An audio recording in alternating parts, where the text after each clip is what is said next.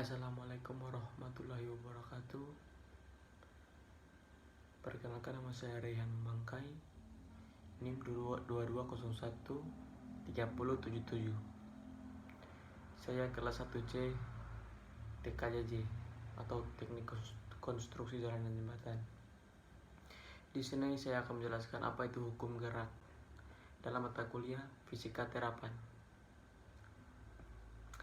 Nah, kita masuk di bab 1, pendahuluan.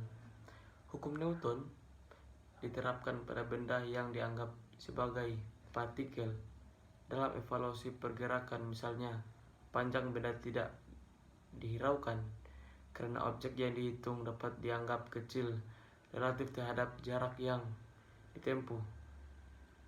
Perubahan bentuk, deformasi, dan rotasi dari suatu objek juga tidak diperhitungkan dalam analisanya. Maka sebuah planet dapat dianggap sebagai suatu titik atau partikel untuk dianalis. Gerak orbitnya mengelilingi sebuah bintang. Jika setiap benda dapat dipresentasikan sebagai kesimpulan partikel-partikel yang berbeda dan tiap-tiap partikel mengikuti hukum gerak Newton, maka hukum-hukum Euler dapat diturunkan dari hukum-hukum Newton.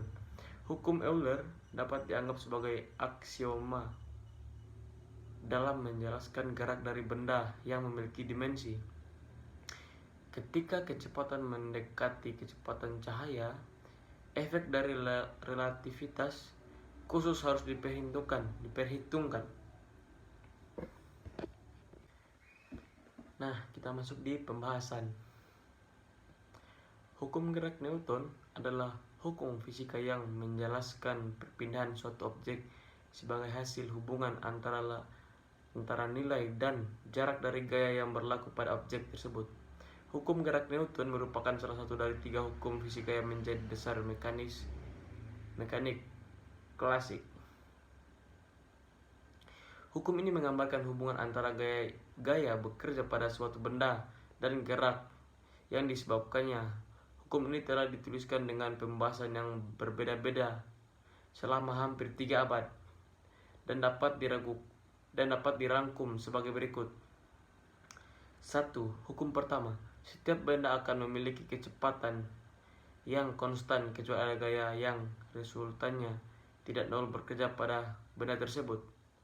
Berarti jika resultan gaya nol, maka pusat massa dari suatu benda tetap diam atau bergerak dan kecepatan konstan tidak mengalami percepatan. Hal ini berlaku jika dilihat dari kerangka acuan inersial. Yang kedua, hukum kedua. Sebuah benda dengan massa m mengalami gaya resultan sebesar F akan mengalami percepatan A yang arahnya sama dengan arah gaya dan besarnya berbanding lurus terhadap F dan berbanding terbalik terhadap M. Bisa juga diartikan resultan gaya yang bekerja pada suatu benda sama dengan turunan dari momentum linear benda tersebut terhadap waktu. 3. Hukum ketiga. Gaya aksi dan reaksi dari 2 benda memiliki besar yang sama dengan arah terbalik dan segaris. Artinya jika ada benda A yang memberi gaya sebesar F pada benda B, maka benda B akan memberi gaya sebesar F kepada benda A. F memiliki besar yang sama namun arahnya berbeda. Hukum ini juga dikenal sebagai hukum aksi reaksi. Dengan F disebut sebagai aksi dan F adalah reaksi. Sekian dari saya. Wassalamualaikum warahmatullahi wabarakatuh. Jangan lupa subscribe.